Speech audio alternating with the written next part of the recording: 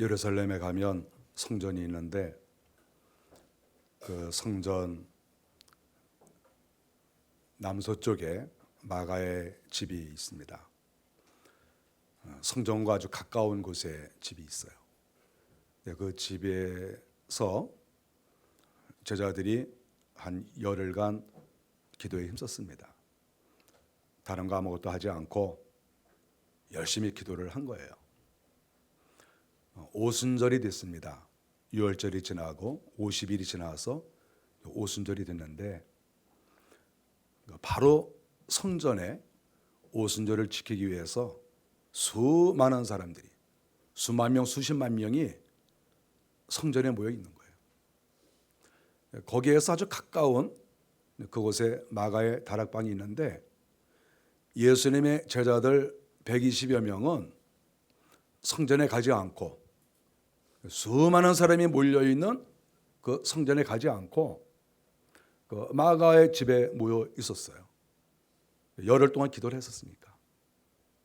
거기서 기도를 하는데 오순절 날이 된 거죠. 근데 갑자기 하늘에서 불이 떨어진 거예요. 성령이 임하신 거죠. 성령은 불로도 나타날 수 있고 성령은 빛으로도 나타날 수 있고 성령은 물로도 나타날 수 있는데 이때 강력한 성령이 임재했습니다. 예루살렘 성전, 지금부터 정말 1000년씩이나 하나님께 예배드렸던 그 성전, 거기에는 성령이 역사하지 않았는데 120명밖에 모이지 않은 개인주택, 그 마가의 다락방, 거기에 성령이 강력하게 임재하신 거죠. 거기에서 기도하던 제자들이 발칵 뒤집은 거죠. 가슴이 터질 것 같고. 그 성경에 보면 성령이 비둘기처럼 임했다. 하늘에서 빛이 임하는데 그 빛의 모양이 그 비둘기처럼 보인 거죠. 옆에서 보니까 비둘기 같은 게 내려오네? 그랬는데 그것이 내려오는데 사람들이 불덩어리가 되고 완전히 뒤집힌 거죠. 그렇게 성경이 가르쳐주고 있습니다. 하나님의 불이 떨어져 버린 거예요. 그것을 성경은 성령이다 이렇게 가르쳐주고 계십니다. 원래 성령의 임재는 어쩌다가 내려온 것이 아니라 주님께서 옛날부터 미리미리 다 말씀하셨어요. 그리고 주님께서 지금 하늘로 올라가셨는데 올라가시기 전에 제자들 모여있는 자리에서 말씀을 하셨습니다. 44절에 보면 주님께서 말씀하시기를 내가 제3일 만에 살아나야 된다고 하는 것을 내가 옛날부터 말하지 않았느냐. 그리고 그것이 성경에 다 약속이 된 게 아니냐. 예수님께서 사흘 만에 죽었다가 살아나신 것, 그리고 하늘나라에 올라가신 것은 구약 성경에서부터 다 예언이 되어진 거예요. 그것을 주님께서 제자들에게 말씀한 것뿐이에요. 이거 다 옛날에 예언된 거다. 그래서 우리 주님이 부활하셔서 승천하신 것이 예언이 된 것이고, 또 하나 오늘 본문에 말씀하신 것은 성령이 너희에게 임하시면서 여러 가지 일을 해야 될 것이다 이렇게 가르쳐주고 있습니다. 그러면 우리 주님께서 제자들에게 말씀하신 그 예언, 말씀하신 약속은 무엇인가? 그것을 오늘 본문에서 우리가 봐야 되겠죠. 47절에 보니까 그의 이름으로 죄사함을 받게 하는 회개가 있을 것이다 이렇게 말씀을 했습니다. 예수님께서 하늘나라에 올라가신 다음에 성령이 예루살렘에 충만히 임할 것인데 어떠한 현상이 나타날 것이냐. 도대체 성령이 임하시면, 하나님이 임하시면 어떤 현상이 나타난다는 말이냐, 이것을 주님이 가르쳐 주신 것이죠. 주님의 가르치심은 뭐냐 하면 예루살렘에 회개가 넘친다는 거예요. 죄 사함을 받게 하는 회개가 너희에게 있을 것이다. 우리 인생에게 있어서 정말 우리에게 필요한 것이 뭐냐 하면 죄가 용서되어지는 거예요. 우리는 정말 물질도 필요하고 우리가 인생이 형통하기를 다 원하고 정말 우리의 소원이 많이 있어요. 소원이 없는 사람이 없습니다. 그런데 하나님께서 또 예수님께서 우리에게 가르쳐준 정말 우리에게 필요한 것이 무엇인가 그랬을 때 그것은 죄 사함을 받는 거예요. 죄 사함. 우리는 우리의 인류의 조상인 아담과 하와가 죄를 범했습니다. 그 죄가 우리에게 다 내려오고 있어요. 우리 민족이 죄를 졌습니다. 그 죄가 이 나라에 다 내려오고 있어요. 우리의 선조들이 죄를 졌습니다. 그 죄값을 받지 않을 수 있겠어요?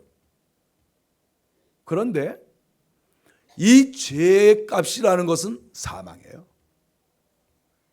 죄값은 사망이라. 우리가 죄 사함을 정말 받아야 되는 가장 중요한 것은 육신도 죽고 영혼도 죽는다는 거예요. 죄를 지으면 기도가 잘 되지 않아요. 죄를 지으면 하나님을 보고 싶지도 않아요. 죄를 지으면 예배가 재미가 없어요. 예배를 드리고 싶은 마음도 없어요. 죄를 많이 지으면 이상하게 교회가 멀어져요. 이러한 경험은 거의 모든 사람이 다 했습니다. 죄라는 것은 육신의 사망과 영혼의 사망이에요. 그래서 하나님께서는 죄 사함을 받게 하는 그 회개가 예루살렘에서부터 시작할 것이다. 이렇게 축복을 하셨는데 이것이야말로 우리가 꼭 붙잡아야 될 그러한 하나님의 은혜라는 것을 우리가 기억해야 됩니다. 죄 용서. 민족이 지은 죄. 아담과 하와가 지은 원죄. 또 내가 지은 이 죄. 이 죄를 회개하고 하나하나 해결해 나갈 때 내 육체가 천국이 되고 우리의 가정도 천국이 되고 결국 내 영혼이 저 하늘나라에 안착할 수 있다. 하나님께서 예비하신 저 천국이 나의 것이 될 수 있다. 이것을 우리 주님께서 하늘나라에 올라가시면서 제자들에게 약속을 하셨습니다. 그래서 그의 이름으로 죄 사함을 받게 하는 회개가 있을 것이다. 이것이야말로 교회가 할 일이고 사도들이 할 일이고 교회가 이것이 나타나지 않으면 그 교회는 죽은 교회고 하나님께서 그 교회에 은혜를 줄 수가 없고 개인에게도 하나님께서 은혜를 줄 수 없는 이 죄 사함을 받는 회개가 없다고 하면 거기에는 사망밖에 없다고 하는 것을 성경이 우리에게 분명히 가르쳐주고 있어요. 그래서 우리 모든 성도들은 성경 말씀을 우리가 보고 회개에 당연히 힘을 써야 되겠죠. 이 회개 복음이 47절에 보니까 예루살렘에서 시작하여 모든 족속에게 전파될 것이라고 말씀을 했습니다. 복음이라고 하는 것, 죄 사함을 받게 하는 이 회개의 복음은 한 곳에 머물러 있는 것이 아니고 유대인들에게만 해당되는 것이 아니고 전 세계 땅 끝까지 모든 사람에게 이것이 적용이 돼야 된다는 것이죠. 죄 사함의 회개는 동방에 있는 우리들까지도 우리는 이 회개를 해야 되는 것이죠. 우리 주님께서 그렇게 말씀을 하셨습니다. 우리가 사실 기독교라고 하는 것은 무엇인가 그랬을 때 기독교의 핵심 중에 핵심이 회개입니다. 회개가 기독교의 핵심이에요. 죄 사함을 받지 아니하면 아무것도 안 돼요. 죄가 용서되어져야 구원을 받고 죄가 용서되어져야 하나님께서 그 사람에게 은혜를 주시고 죄가 용서되어져야 하나님께서 그 가문에 복을 주세요. 그래서 기독교는 정말 이 회개가 중요하다, 이렇게 말할 수가 있습니다. 오늘 성경 본문으로 다시 돌아가서 우리 주님께서 이렇게 회개의 세례가 온 세계에 퍼져나가야 되는데, 그런데 이제 문제가 뭐냐 하면, 아무리 회개가 중요하고 온 세계에 복음이 퍼져나가야 되고 이것이 다 중요한데 능력을 받지 못하면 이것을 못한다는 거예요. 능력을 받지 못하면 전도가 되지 않고, 능력을 받지 못하면 회개의 그 역사가 나타나지 않는다는 거예요. 사도들이 성령에 충만하고 사도들이 하나님의 신으로 충만했을 때, 그때 복음을 증거하면 병든 자가 치료가 되고 귀신이 쫓겨나가고 문제가 형통되고, 무엇보다도 회개를 할 수 있는 거예요. 사람이 말이죠, 회개 굉장히 힘듭니다. 회개 진짜 힘들어요. 자기가 죄를 졌는데도 회개가 입에서 안 나와요. 왜 그런 줄 압니까? 사탄이 회개를 하지 못하게 해요. 그래서 결국 회개라고 하는 것은 그 근본을 따져보면 마귀와의 싸움이에요. 회개를 잘 할 수 있는 것은 마귀의 회방을 이기고 있다는 증거예요. 내가 회개가 잘 안 된다, 이상하게 내가 회개하려고 하면 무슨 일이 생기고, 회개하려고 하면 이상하게 내가 바쁜 일이 생기고, 회개하려고 하면 내가 이상하게 기도가 안 되더라, 이런 분들은 마귀와의 지금 싸움에서 밀리고 있는 거예요. 뭐 어쩌다 보면 잡혀 있을 수도 있죠. 저는 치유사역자입니다. 저는 제가 지금까지 사역한 사람이 수만 명이에요. 그런데 회개를 못하는 사람을 제가 그동안에 보면 거의 대부분이 영이 잡고 있어요. 악한 영이. 악한 영이 그 사람의 머리를 잡고 있든, 그 사람의 목을 잡고 있든, 그 사람의 가슴을 잡고 있든, 악한 영이 역사하면 회개가 안 됩니다. 왜 우리 주님께서 너희에게 성령이 임하시면 복음을 증거하라고 했습니까? 성령이 임하지 않으면 자신도 회개하지 못할 뿐만 아니라 내가 아무리 설교해도, 내가 아무리 기도해도 거기에 회개의 역사가 나타나지 않습니다. 사람을 수십 명 수백 명 죽인 그 사람들이 회개할 것 같습니까? 남의 돈을 수도 없이 떼어먹은 사람이 회개 금방 할 것 같습니까? 온갖 더러운 죄를 진 그 사람이 회개하라고 해서 금방 회개할 것 같습니까? 절대 못합니다. 왜 우리나라의 기독교 신자들이 20%도 되지 않습니까? 왜 이 많은 80%가 왜 예수를 믿지 않습니까? 회개하기 싫은 거예요. 회개 안 하려는 거예요. 회개하라고 하면 벌쩍 뜁니다. 저도 젊어서부터 전도를 많이 다녔어요. 10대 때에도 전도 다니고 20대 때에도 전도 다니고, 제가 전도하면서 그 전도지를 주고, 또 예수 믿으십시오, 우리가 다 죄인이 아닙니까? 우리가 죄인이 아닙니까? 이런 말만 하면 반 정도는 펄쩍 뜁니다. 내가 무슨 죄를 졌다고 그럽니까? 딱 이러죠. 내가 무슨 죄를 졌습니까? 그러면 제가 너무 힘들어요.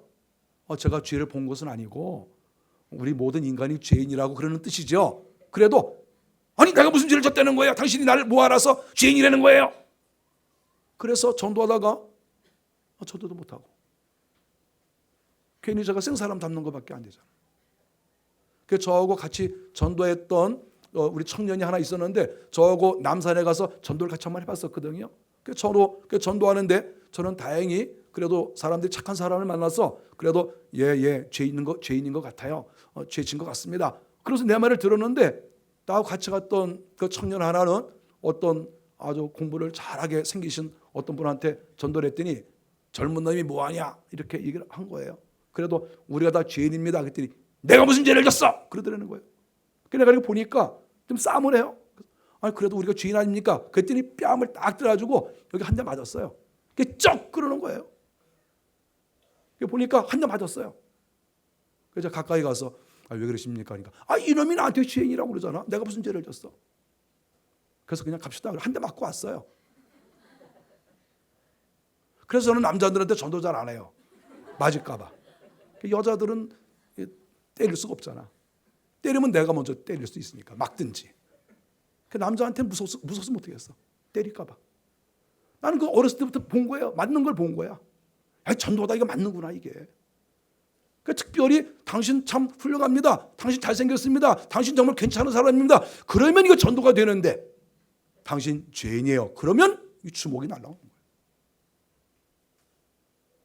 왜 사람들이 예수를 믿지 않습니까? 죄인이라는 것을 고백을 해야 돼요. 기독교는. 내가 죄인이고 내가 이 죄진 것을 하나님께 회개하고 내가 이 죄 때문에 지옥에 갈 수도 있다고 하는 것, 이것을 인정하기 싫으니까 교회 나오지 않는 거예요. 교회에 나온 사람들도 회개하지 않는 이유가 악한 영이 붙잡고 있으면 회개가 안 돼요. 아직도 자기가 죄인이라는 것을 깨닫지 못하는 거죠.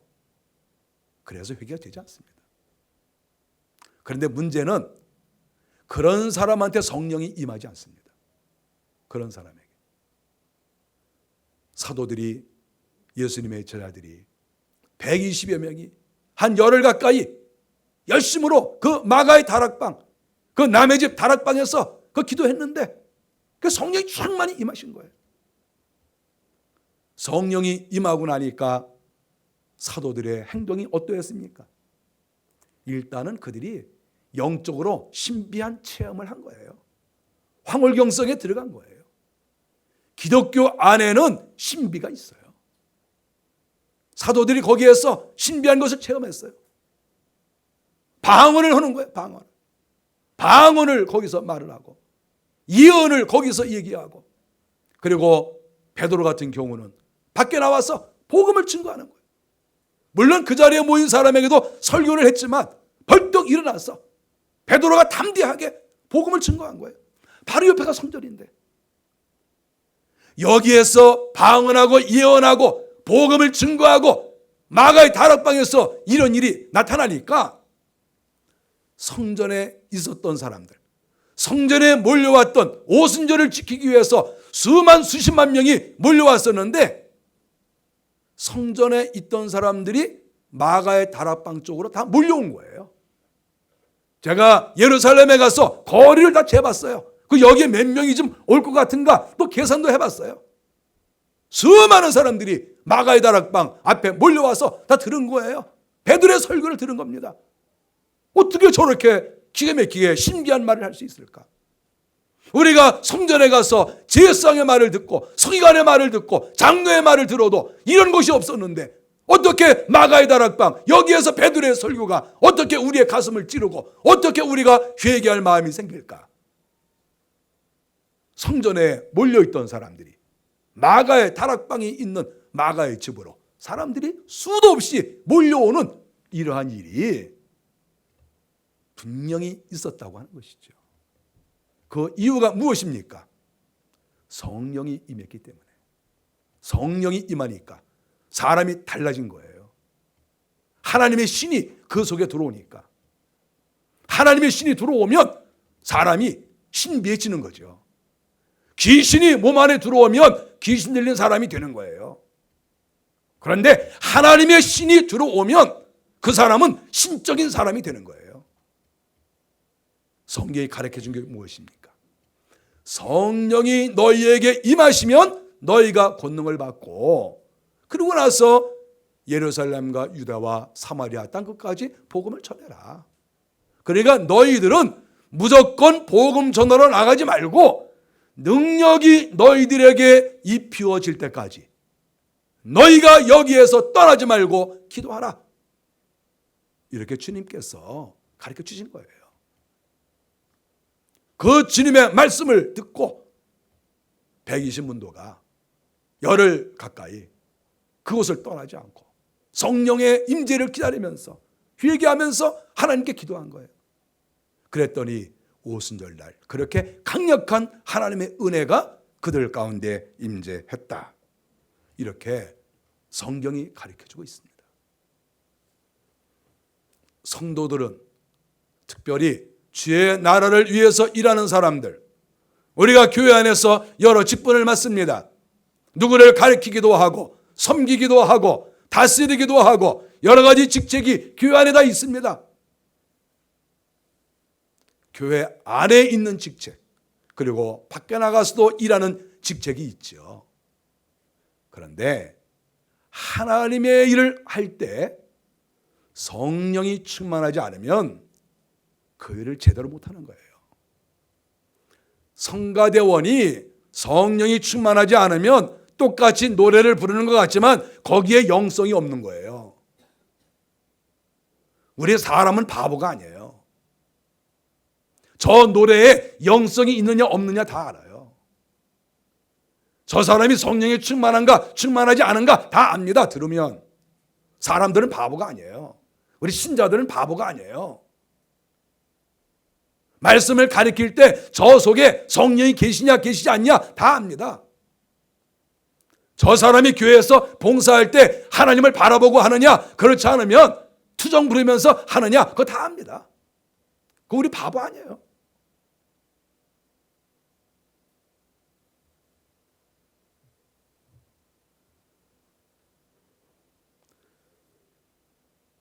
전쟁터에 나가는 군인에게 가장 중요한 것이 무엇입니까? 무기죠. 총과 칼이 있어야 되는 거예요, 군인이. 전쟁터에 갔는데 내 총 어디 갔지? 그러면 그거 군인 아니죠. 사업하는 사람이 돈이 없어서 어떻게 사업을 하겠습니까? 사업하는 사람은 또 자본이 있어야죠.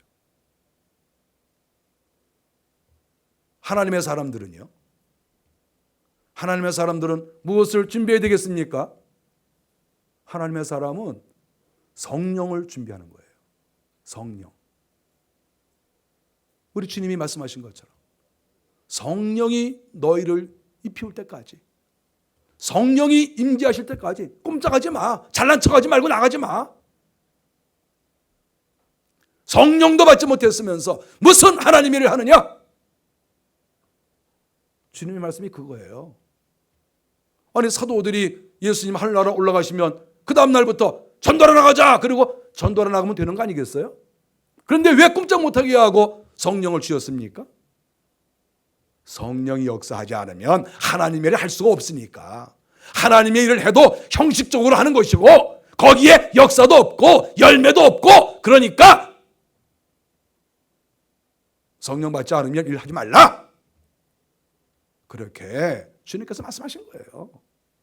아니 사도들이 바보입니까? 다 똑똑하고 사도들은 과거에도 귀신도 쫓아내고 병도 고치고 그거 다 하지 않았습니까? 그렇지만 또 특별히 기도하는 가운데 보혜사 성령을 보내주셔서 그 성령으로 충만히 되어졌을 때 그때 하나님의 일을 하고 그 복음이 예루살렘과 유대와 사마리아 땅끝까지 쫙 퍼져나가는 것이죠. 그래야 교회가 부흥이 되는 것이고 그래야 우리의 가정이 아름다워지는 것이고 그래야 우리의 삶이 변화되어지는 것이다. 그것을 오늘 성경이 가르쳐주고 있습니다. 오늘 모든 교회들이 성령 강림 주일로 지킵니다.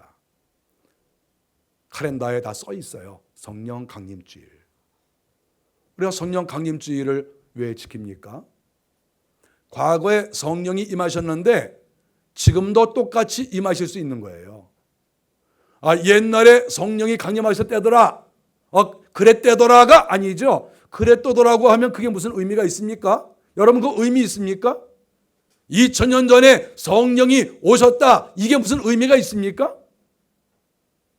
성령 강림 주일을 지키는 것은 지금도 성령이 우리 속에 임재하시고 우리가 성령을 의지해야만 하고 성령을 의지했을 때 계획의 역사가 나타나고 복음이 전파되어지고 우리가 충성되이 주의 일을 할 수가 있고 그리고 교회가 부흥하고 이렇게 되는 것이죠. 그렇게 하라고 성령 강림 주의를 저희가 지킵니다. 성령을 다 받기를 원하지만 또 우리는 예수를 믿을 때 이미 성령이 임했습니다. 성령이 내 속에 역사하고 임했으니까 우리가 예수를 믿죠. 그렇지 않으면 힘들어요. 그런데 알아야 될 것은 사도들도 옛날부터 성령 충만했어요. 그런데 또 주님께서 오순절날 은혜 주시지 않았습니까? 원리는 똑같은 거예요. 우리가 예수를 믿으면서 성령께서 역사하시고 순간순간마다 우리에게 역사하셨지만 또다시 우리에게 강력한 성령이 필요한 것입니다. 성령의 역사가 멈추면 계획의 역사도 멈추고 성령의 역사가 멈추면 교회 부흥도 끝장납니다. 그것은 세계 교회사가 우리에게 가르쳐주고 있는 것이죠. 오늘 하나님 앞에 예배하는 우리 모든 성도들이 성경이 약속한 보혜사 성령, 그 성령을 여러분 마음속에 충만히 제발 모시기를 바랍니다. 성령을 꼭 모십시오. 하나님께 기도할 때 하나님이 찾아오세요. 기도할 때 찾아오십니다. 가장 먼저 중요한 것은 회개를 해야 돼요. 회개를 해야 내 속에서 어두운 것이 다 빠져나가고 그 가운데 주님께서 충만히 임하시는 거예요. 사실 어떤 분은 성령이 여기 이렇게 임하시지만 빛이 그렇게 강하지 않죠. 또 어떤 분은 워낙 충만해서 그 온 몸이 성령이 충만한 그런 분도 계시죠. 사람마다 다른 거예요. 오늘 사도들에게 하나님께서 은혜를 주시고 120문도에게 은혜를 주셔서 성령을 충만케 하셨는데 저는 우리 교회 성도들이 정말 성령에 충만했으면 좋겠습니다. 가슴 속에서 성경 그대로 내 가슴이 날마다 불타고 날마다 기쁘고 하나님의 임재를 느끼고 주님께서 내 마음속에서 말씀하시고 내가 기도를 하는데 내 입에서 방언이 막 나오고 내가 기도하고 있는데 환상이 보이고 내가 기도하는데 하늘이 보이고 신앙생활이라는 것은 이런 거예요. 기독교가 도대체 뭐 하는 겁니까? 기독교는 신비를 체험하는 종교예요. 신비 속에 들어가는 종교예요. 성령이 역사하는 종교예요. 기독교는 서당이 아니에요.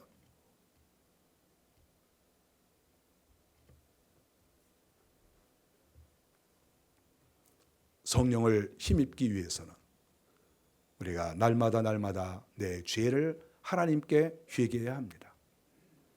어디 기도원에 가는 것이 중요한 게 아니고 어디 유명한 분 찾아가는 게 중요한 게 아니고 날마다 내가 집에 있든지 직장에 있든지 교회에 있든지 늘 주님께 내 죄를 회개하고 나를 깨끗이 하고 은혜를 사모하면 성령님께서 우리에게 찾아오십니다.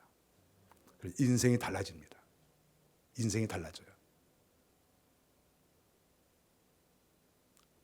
이럭저럭 인생 사시다가 이럭저럭 인생 끝내지 마시고 성령에 충만해서 하나님의 사람으로 살다가 주님 만날 수 있기를 주의 이름으로 간절히 바랍니다. 기도하겠습니다.